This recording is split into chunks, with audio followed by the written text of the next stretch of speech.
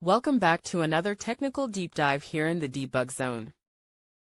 Today, we're tackling a big question and breaking it down with insights from other users.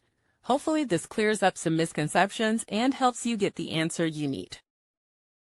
So buckle up, stay a little curious, and let's jump right in.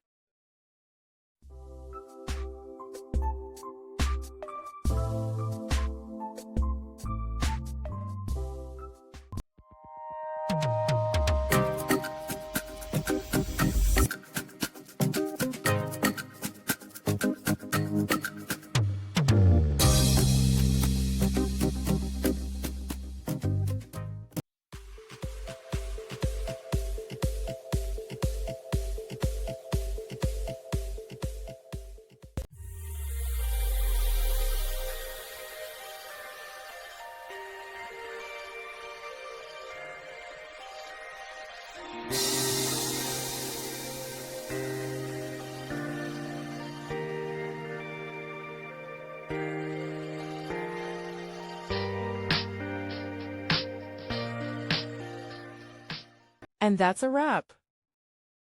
I hope you found the answer you were looking for. If you did, take a second to hit that subscribe button. It really helps out.